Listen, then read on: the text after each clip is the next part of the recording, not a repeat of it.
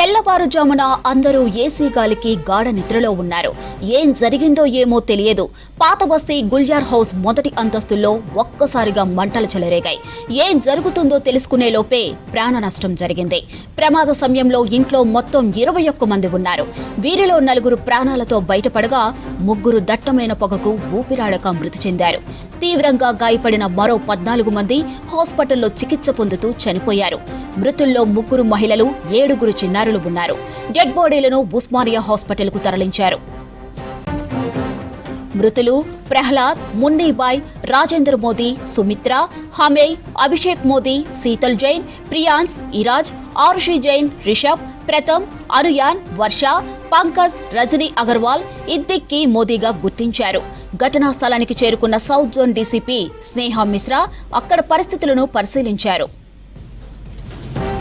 Short circuit వల్లే ప్రమాదం జరిగినట్లు అనుమానిస్తున్నారు అధికారులు. అగ్ని ప్రమాదక డీఆర్ఎఫ్, జీహెచ్ఎంసీ పోలీస్ సిబ్బంది ఘటనా స్థలానికి చేరుకొని మంటలు అదుపులోకి తెచ్చారు. గుల్జార్ హౌస్ పరిసరాల్లో దట్టంగా పొగ కమ్ముకోవడంతో శ్వాస తీసుకునేందుకు స్థానికులు ఇబ్బందులు పడ్డారు. రైటిక అగ్ని ప్రమాదానికి సంబంధించి మరిన్ని డీటెయిల్స్ ధనరాజ్ అందిస్తారు. Dhanraj, fire accident latest updates ఏంటి? హైదరాబాద్లోని పాత బస్తీలో ఉన్నటువంటి చార్మినార్కు పక్కనే ఉన్నటువంటి గుల్జార్ హౌజ్లో ఉన్నటువంటి ఈ మోడీ, అదేవిధంగా Krishna pearls and jewellery shop సంబంధించి నిర్వహిస్తున్నటువంటి ఫ్యామిలీలో చూసినట్టయితే 17 మంది ఈ ఫైర్ యాక్సిడెంట్లో వాళ్ళు చనిపోవడం, ఈ విషాదాంత ఘటన ఒక్కసారిగా మొత్తం ఈ పాత బస్తీలో చాలా వరకు తీవ్రంగా కలిసివేస్తుంది. అయితే వీళ్ళంతా చూసినట్టయితే వెస్ట్ బెంగాల్కి సంబంధించినటువంటి ఫ్యామిలీ కావడం, చాలా వరకు కొన్ని దశాబ్దాల పాటుగా ఈ గుల్జార్ హౌస్లోనే పల్స్ అండ్ జ్యువెలరీ అంటే ముత్యాలు, అదేవిధంగా గోల్డ్కి సంబంధించినటువంటి బిజినెస్ చేస్తుంటారు. వారి కుటుంబీకులంతా కలిసి కూడా ఉమ్మడిగా వ్యాపారం నిర్వహిస్తున్నటువంటి ఫ్యామిలీ. అదేవిధంగా రెగ్యులర్ ప్రాసెస్లో భాగంగా కొంతమంది వారి కుటుంబీకులు అంటే వేసవి సెలవులకు సంబంధించి కుటుంబీకులు కూడా కొంతమంది ఈ ఫ్యామిలీ దగ్గరకు వచ్చి గత కొద్ది రోజుల నుంచి కూడా ఉంటున్నారు. మొత్తం 30 మంది ఈ ఫ్యామిలీ ఈ గుల్జార్ హౌస్లో ఉన్నటువంటి ఈ చిన్నపాటి మనం చూస్తున్నటువంటి ఈ చాలా వరకు అంటే పురాతన భవనం కావడము, అదేవిధంగా కొన్ని దశాబ్దాల పాటుగానే ఇది రినోవేషన్ చేసుకుంటూ కూడా ఈ Krishna pearls and Modi jewellery and గోల్డ్కి సంబంధించినటువంటి షాపు వీళ్ళంతా కూడా ఒక ఉమ్మడిగా 3-4 ఫ్యామిలీలు కలిసి వ్యాపారం నిర్వహిస్తున్నారు. సరిగ్గా రాత్రి ఒక డిన్నర్కి వెళ్ళి అంటే ఫంక్షన్కి వెళ్ళి ఆ తర్వాత ఈ ఒక్కసారిగా అంటే ఫైర్ సంబంధించి అంటే పొగలు, దట్టమైనటువంటి పొగలు, మంటలు వ్యాపించి వాళ్ళు చాలా వరకు గాఢ నిద్రలో ఉన్నటువంటి క్రమంలోనే ఈ ఫైర్ యాక్సిడెంట్ జరిగిందనేది మాత్రము ఇప్పటికే అధికార యంత్రాంగము, అదేవిధంగా పోలీస్ బృందము, ఫైర్కి సంబంధించినటువంటి డీజీ మొత్తం పూర్తిగా పంచనామా నిర్వహించారు. దానికి సంబంధించినటువంటి ఎవిడెన్స్లను అన్నిటిని కూడా సీజ్ చేయడం జరిగింది.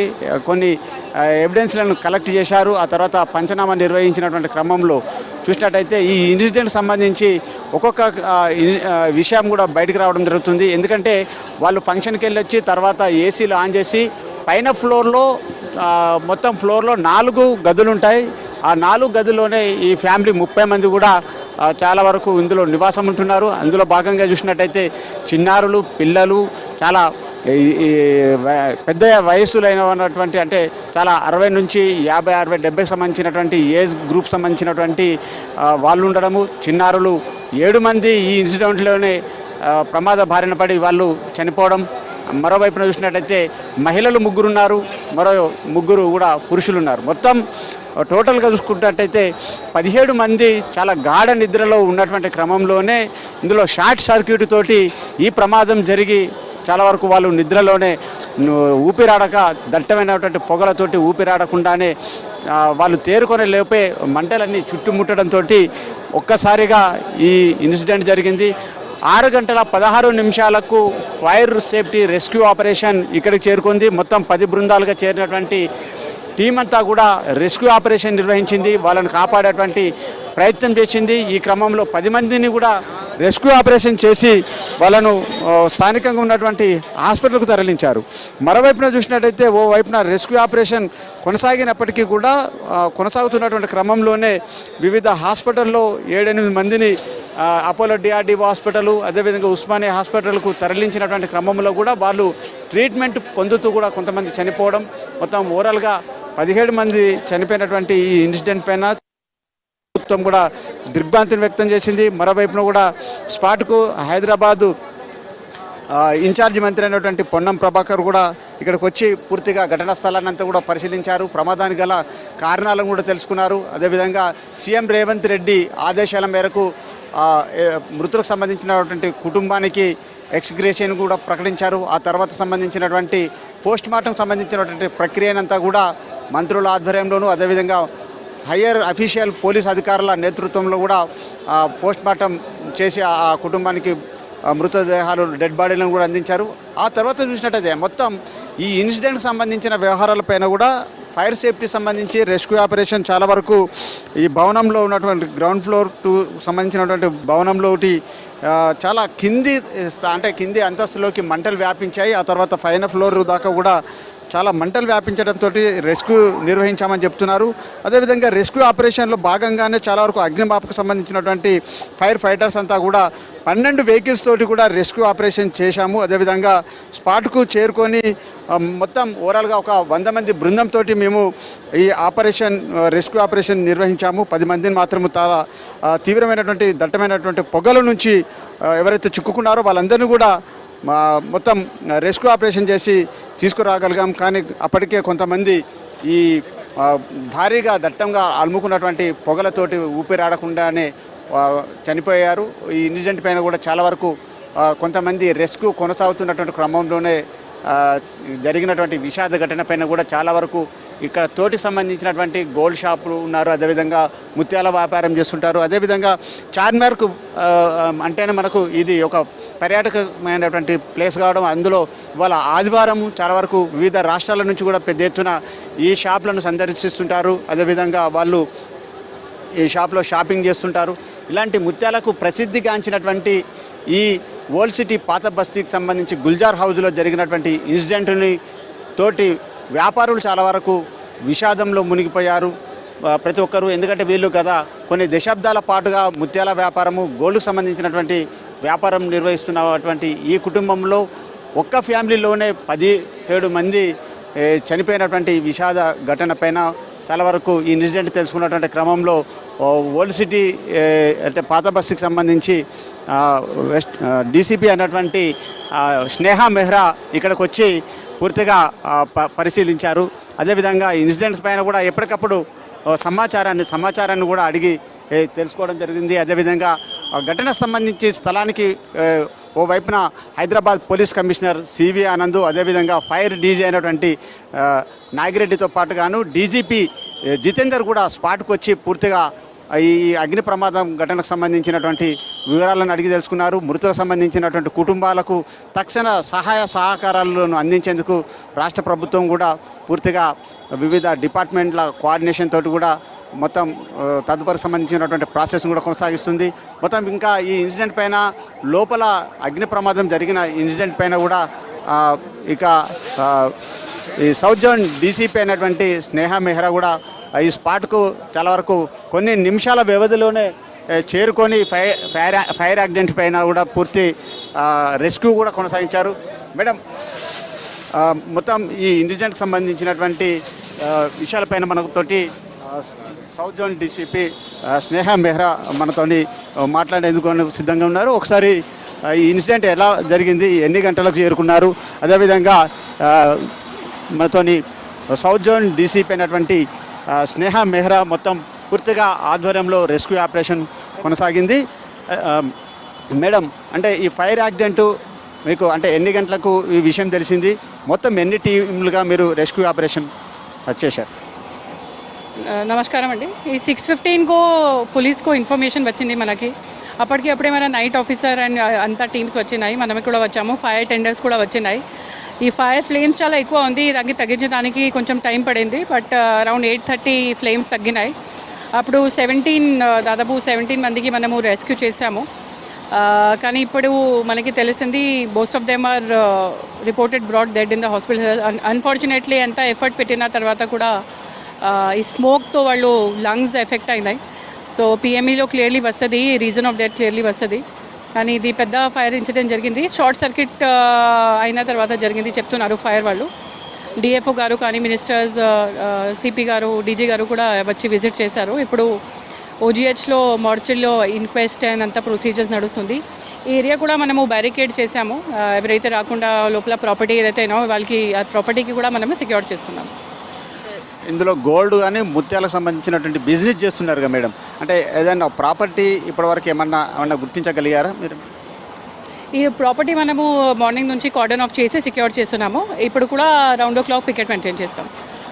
ఫైర్ యాక్సిడెంట్లో టోటల్ మేడం మనం చూసినాం అయితే మేజర్గా అంటే అగ్ని ప్రమాదం ఏదైతే 6:16 జరిగిందో ఆ ఇన్సిడెంట్ పైన పూర్తి రెస్క్యూ ఆపరేషన్ నిర్వహించినప్పటికీ కూడా మొత్తం 17 మంది స్పాట్లోనే, అంటే ఎక్కువ దట్టమైనటువంటి పొగతోటి కూడుకున్నటువంటి విషయం కాబట్టి వాళ్ళు ఊపిరి సల్పకుండానే వాళ్ళంతా వివిధ రెస్క్యూ ఆపరేషన్ కొనసాగుతున్నటువంటి క్రమంలోనే ఈ 17 మంది చనిపోయారు అని ఇప్పటికే అధికారపూర్వకంగా సౌత్ జోన్ డీసీపీ స్నేహ మెహ్రా చెప్తున్నారు. మొత్తం సౌత్ జోన్ డీసీపీ స్నేహ మెహ్రాతో పాటుగాను అదేవిధంగా పోలీస్ కమిషనర్ అయినటువంటి సివి ఆనంద్, అదేవిధంగా ఫైర్ డీజీ నాగిరెడ్డి, డీజీపీ జితేందర్తో పాటుగా కేంద్ర మంత్రులు అయినటువంటి కిషన్ రెడ్డి కూడా, బండి సంజయ్, దీంతో పాటుగా ప్రధానమంత్రి మోదీ కూడా ఈ ఇన్సిడెంట్ పైన తమ దిగ్భ్రాంతిని వ్యక్తం చేశారు. అదేవిధంగా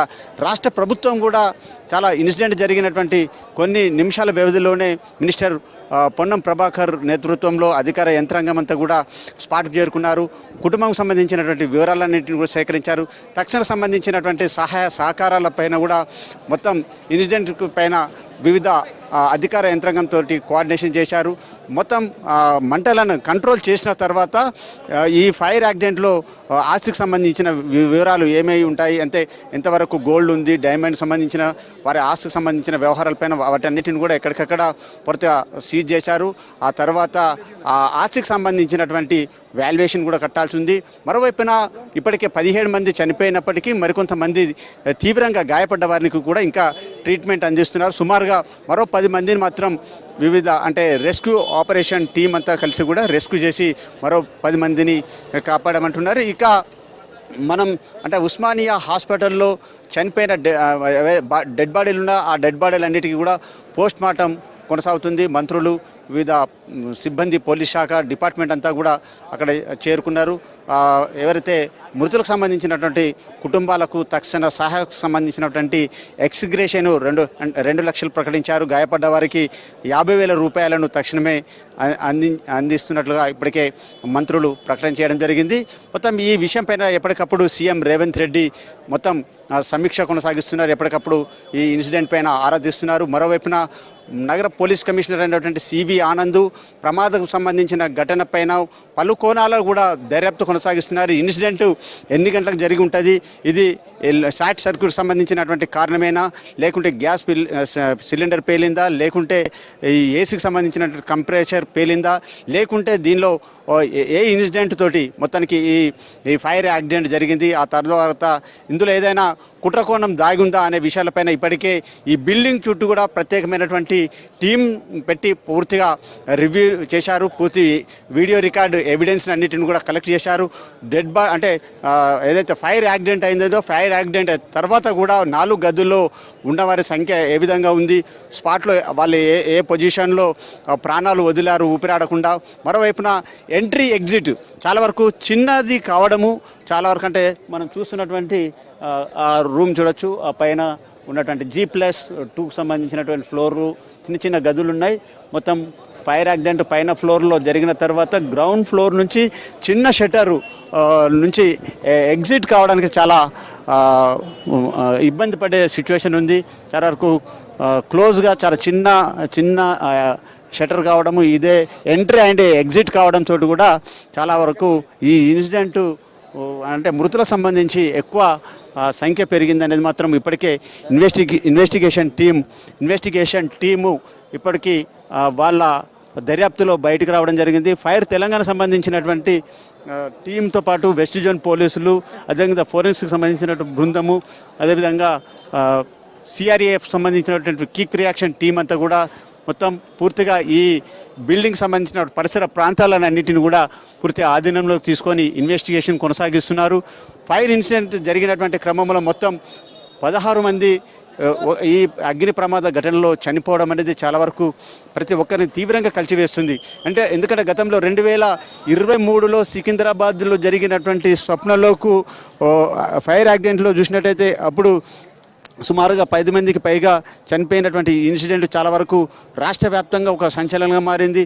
ఆ తర్వాత చూసినటువంటి సికింద్రాబాద్లో ఉన్నటువంటి మరో ఎలక్ట్రికల్ సంబంధించినటువంటి మోటార్ వెహికల్ సంబంధించిన ప్రమాదంలో 7 అప్పుడు స్పాట్లో చనిపోయినటువంటి ఘటన జరగడం, మొత్తం అంటే అప్పుడు నార్త్ జోన్ సంబంధించినటువంటి సికింద్రాబాద్ ఏరియాలను మేజర్ వరుస అగ్ని ప్రమాదాలు చాలా వరకు తీవ్రమైనటువంటి కలకలం రేపింది. అదేవిధంగా దక్కన్ సంబంధించినటువంటి మాల్ ఏదైతే ఉందో ఆ దక్కన్ మాల్ సంబంధించినటువంటి దానిలో మరో ఫైర్ యాక్సిడెంట్ జరిగింది. దానిలో కూడా చాలా వరకు వివిధ రాష్ట్రాలకు చెందినటువంటి దక్కన్ మాల్ సంబంధించినటువంటి ఇన్సిడెంట్లో కూడా అప్పటికప్పుడు స్పాట్లోనే ఒక 7 చనిపోయినటువంటి ఘటన మొత్తం చాలా వరకు నార్త్ జోన్ అనేటువంటి సికింద్రాబాద్ ప్రాంతంలో మేజర్ ఫైర్ యాక్సిడెంట్లు జరిగినాయి. గత కొద్ది రోజులుగా చూసినట్టయితే మనం ఈ పాత బస్తీకి సంబంధించి బేగం బజార్ సంబంధించినటువంటి ఒక గోదాంలో అంటే ఫైబర్కి సంబంధించినటువంటి గోడాన్ ఏదైతే ఉందో ఆ గోడాంలో ఇదే విధంగా అంటే షార్ట్ సర్క్యూట్ కారణంగానే మేజర్ ఫైర్ యాక్సిడెంట్ జరిగినప్పటికీ మాత్రం ఎలాంటి ప్రాణ నష్టం జరగలేదు. ఇలాంటి వరుస ఫైర్ యాక్సిడెంట్ల పైన ఓ వైపున ఫైర్ సేఫ్టీకి సంబంధించినటువంటి ప్రికాషన్స్ ఏ విధంగా తీసుకోవాలి, మరోవైపున చూసినట్టయితే హైడ్రాకు సంబంధించినటువంటి యంత్రాంగం కూడా ఈ ఫైర్ సంబంధించినటువంటి వాటిపైన కూడా అవేర్నెస్ ఏర్పాటు చేస్తున్నారు. మరోవైపున చూసినట్టయితే ఫైర్ సేఫ్టీ సంబంధించినటువంటి డీజీ ఆధ్వర్యంలో కూడా చాలా వరకు వివిధ ప్రమాదాలు సంభవిస్తే అగ్ని ప్రమాదాలు జరిగితే వాటి నుంచి ఎలాంటి ప్రికాషన్ తీసుకోవాలి, ఎలా మనం అంటే అగ్ని ప్రమాదం జరిగిన తర్వాత ఎలా అగ్ని ప్రమాదం నుంచి బయటపడాలి, అదేవిధంగా సిలిండర్లను ఏ విధంగా ఆఫ్ చేయాలి, అదేవిధంగా ఏసీలు ఉన్నట్టయితే వాటిని ప్రాక్టిగా ఎట్లా చెక్ చేసుకోవాలి, చాలా వరకు అగ్ని ప్రమాదాలకు సంబంధించినటువంటి విషయాలపైన ఎప్పటికప్పుడు తెలంగాణ ఫైర్ సేఫ్టీ డిపార్ట్మెంట్ కూడా చాలా వరకు రెస్క్యూకి సంబంధించినటువంటి డిపార్ట్మెంట్ ఎప్పటికప్పుడు అవేర్నెస్కి ప్రోగ్రాంలను కండక్ట్ చేస్తుంది.